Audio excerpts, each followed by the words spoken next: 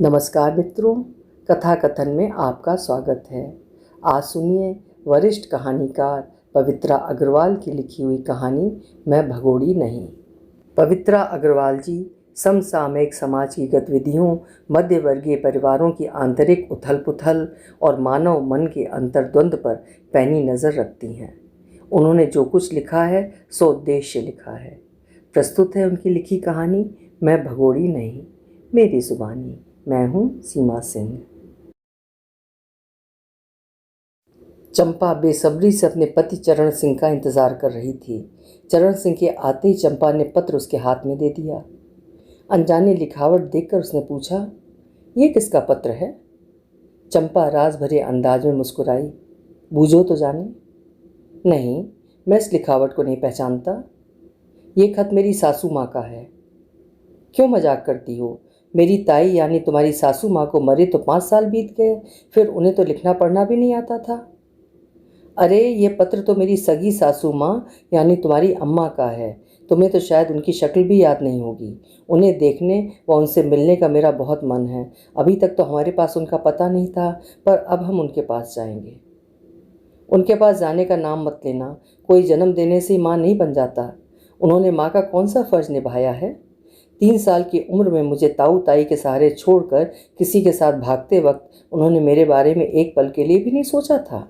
उनको गए 30 साल हो गए, तब से एक बार ही पलट कर नहीं देखा कि मैं जिंदा भी हूँ या मर गया। अब इतने सालों बाद उन्हें मेरी याद आई है। जरूर कोई मतलब होगा।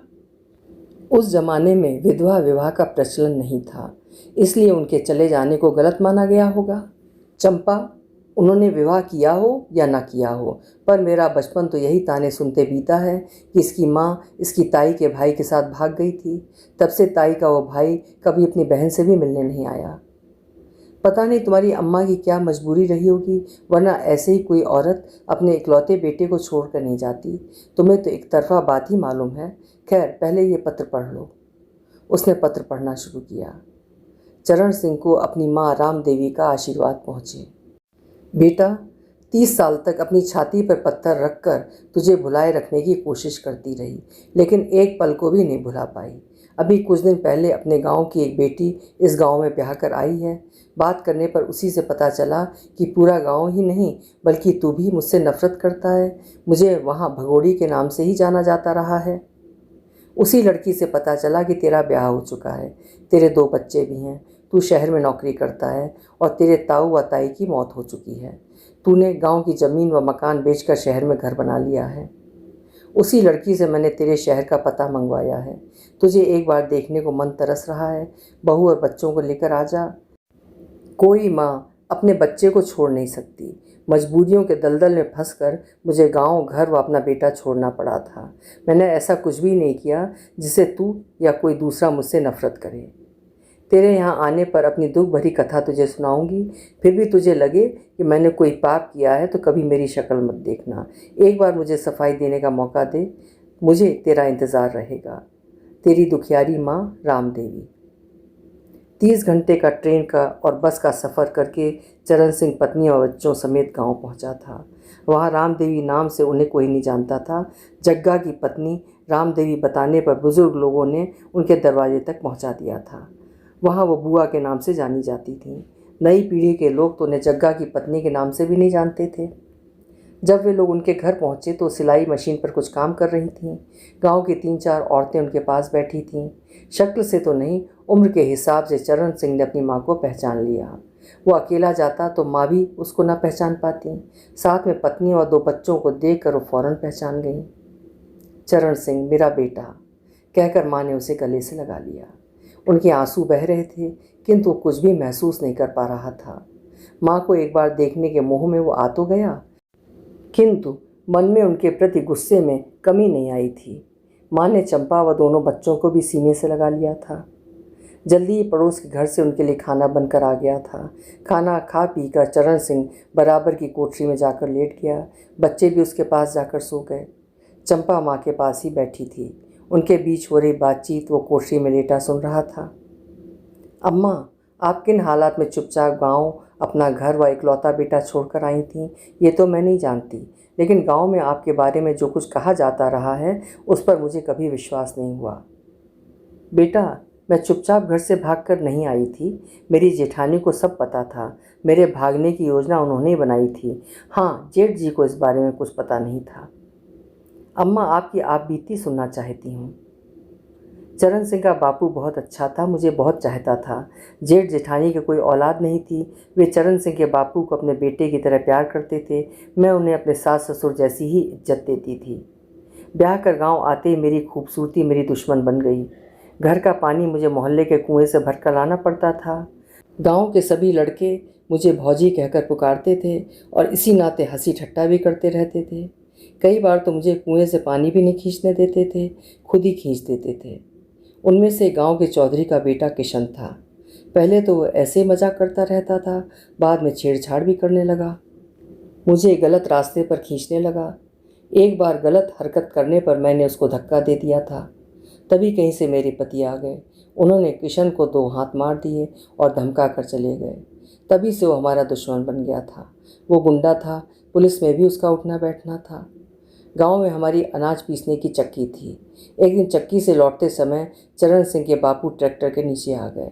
पुलिस उसको एक्सीडेंट मानती थी, किंतु पूरा गांव जानता था कि वो हत्या थी, पर गुंडों के डर से किसी ने गवाही नहीं दी। जेठ जी ने भी बात को दबा देना ही सही समझा। वो कहने लगे, जल में रहकर मगर से बैर करना अच्छा नहीं है। हमारे कोई औलाद नहीं है, छोटा भाई रहा नहीं। 2 भाइयों के बीच अब ये एक ही औलाद है। अगर चरण सिंह को भी कुछ हो गया तो हम बर्बाद हो जाएंगे। किशन का क्या है, वो तो गुंडा है, पैसे के बूते पर सजा से बचता रहेगा। जेठ जी ने मेरा कुएं पर जाना भी बंद करवा दिया। पानी भरने के लिए एक नौकर रख लिया गया था। एक दिन वो नहीं आया तो जेठानी के साथ में पानी लाने चली गई। किशन भी वहाँ पहुँच गया। उसने मेरी जेठानी की भी शर्म नहीं की और बोला, मर्द तो तेरा मर गया, मेरे घर बैठ जा, रानी बनाकर रखूँगा। तब इच्छा तो हुई थी कि उसे झापड़ मार दूं, लेकिन जेठ जी की चेतावनी याद आ गई और मैंने खुद को रोक लिया। बस ऐसे ही दिन बीत रहे थे। जेठ जी भी शराब पीने लगे थे। एक दिन नशे में मेरे कमरे में घुस आए और बोले, चरना की माँ, तुझे सफ़ेद धोती में देखकर मेरा कलेजा मुंह को आता है। देख, तेरे लिए कितने सुंदर रंग की रेशमी साड़ी लाया हूँ, तू आज से सफ़ेद कपड़े मत पहनना। वो बहक रहे थे। मैंने हाथ पकड़कर उन्हें कोठरी से बाहर कर दिया और दरवाज़ा बंद करके रात भर रोती रही। अभी तक तो घर के बाहर का खतरा था, पर अब मैं अपने घर में भी सुरक्षित नहीं थी। पियर जा नहीं सकती थी, वहाँ भाभी माँ को ही चैन नहीं लेने देती थी। मेरे जाने से तो वो और भी बेघर हो जाती। बस मरने को जी चाहता था।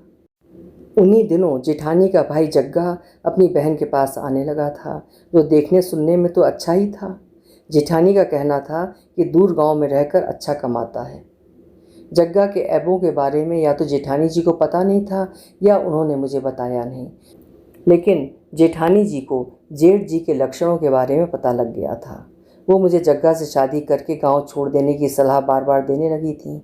उनका कहना था, तू जग्गा से शादी करके दूसरा घर बसा ले, घर बाहर से तेरी हिफाजत करना अब मेरे बस की बात नहीं है।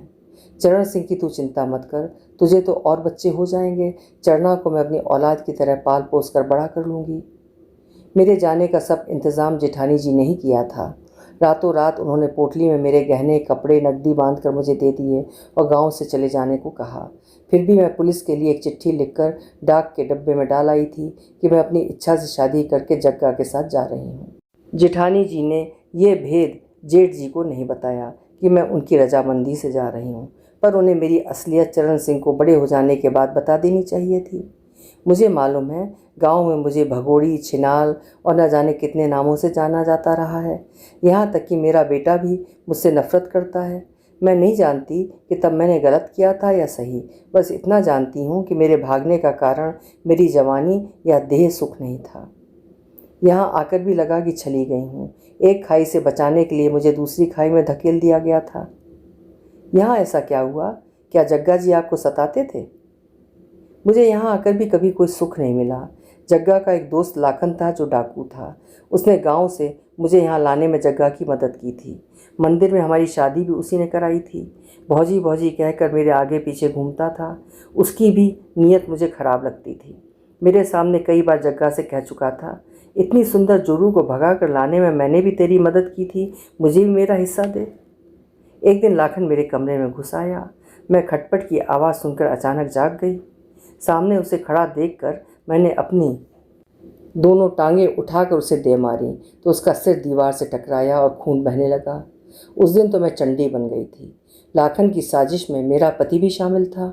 मैंने हंसिया हाथ में उठा लिया था और दोनों को धक्के मारकर घर से बाहर निकाल दिया। शोरगुल सुनकर गांव वाले भी जमा हो गए थे। उसके बाद से मैंने कभी जग्गा को अपने घर में नहीं घुसने दिया। अम्मा, अब वो कहाँ है? जेल में। किसी डकैती व हत्या के सिलसिले में दोनों को उम्र कैद हो चुकी है। इन गांव वालों ने मुझे अपना लिया है। मैं यहाँ पूरे गांव की बुआ हूँ। सभी मेरी इज्जत करते हैं। इनके छोटे मोटे झगड़े तो मैं यूं ही सुलझा देती हूँ। अब मुझे ये लोग सरपंच बनाना चाहते हैं, लेकिन मैंने मना कर दिया। अभी मैं इज्जत की ज़िंदगी जी रही हूँ। सरपंच बनते ही लोग मुझे कठपुतली की तरह नचाना चाहेंगे। मेरी सुख शांति सब खत्म हो जाएगी। बिना किसी पद के ऐसे ही मुझसे जितना बन पड़ता है दूसरों की मदद करने की कोशिश करती हूँ। मेरी सलाह मानकर ये लोग लड़कों को ही नहीं, लड़कियों को भी पढ़ाने लगे हैं। अम्मा, अब तो आपको हमारे साथ चलना होगा। हम आपको साथ लेकर ही जाएंगे। नहीं चंपा, अब तो मुझे यहीं जीना है, यहीं मरना है। बस एक बार तुम सबको देखने को मन भटक रहा था। अपनी सफाई भी देना चाहती थी। मैं नहीं जानती कि मेरी आप बीती सुनकर चरण सिंह के मन में मेरे प्रति जमी नफरत कम होगी या नहीं, या वो अब भी मुझे दोषी ही समझता रहेगा। किंतु मन का दुख कहकर सालों से जमा बोझ जरूर हल्का हो जाएगा मेरा। जा अब सो जा, बहुत देर हो गई है। चरण सिंह ने यह सब सुना था, किंतु चाहते हुए भी तब वो माँ के पास नहीं जा पाया। दूसरे दिन सुबह सुबह चरण सिंह माँ के पास जाकर बोला, अम्मा, कितना दिन चढ़ गया, कब तक सोती रहोगी? अब उठो भी। चरण सिंह द्वारा अम्मा कहे जाने पर रामदेवी निहाल हो गई। बेटे से अम्मा शब्द सुनने के लिए उनके कान तरस रहे थे।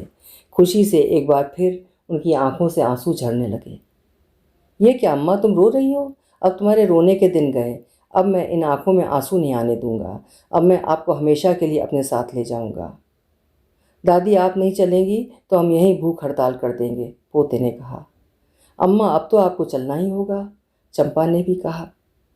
बेटा, मैं इस गांव की मिट्टी में, यहाँ की ज़िंदगी में ऐसी रच बस गई हूँ कि अब यहाँ से उखड़ कर नई जगह, नए माहौल में अपने को ढाल नहीं पाऊँगी। यहाँ करने को मेरे पास बहुत कुछ है। यहाँ ज़िंदगी बेकार व बेमकसद नज़र नहीं आती। शहर में मेरे पास करने को कुछ नहीं होगा, पर अब इतना वादा ज़रूर करती हूँ कि साल में एक बार कुछ दिनों के लिए तुम्हारे पास ज़रूर आया करूँगी। हर साल गर्मी की छुट्टियों में कुछ दिनों के लिए बच्चों को साथ लेकर तुम यहाँ आया करना, तो मुझे अच्छा लगेगा। इस तरह मिलना जुलना होता रहेगा। जैसी आपकी मर्जी। हम आपकी इच्छा के खिलाफ कुछ नहीं करना चाहते। कुछ दिनों के लिए ही सही, अभी तो मेरे साथ चल रही हो ना। देखो, अब मेरी इस विनती को मत ठुकराना। ठीक है बेटा, मैं तेरे साथ ज़रूर चलूँगी, अम्मा ने मुस्कुराते हुए कहा। अभी आप सुन रहे थे पवित्रा अग्रवाल जी की लिखी हुई कहानी मैं भगोड़ी नहीं। उम्मीद है कहानी आपको अच्छी लगी होगी। अपने विचार कमेंट सेक्शन में ज़रूर लिखिएगा। कल फिर मिलेंगे। आपका समय शुभ हो।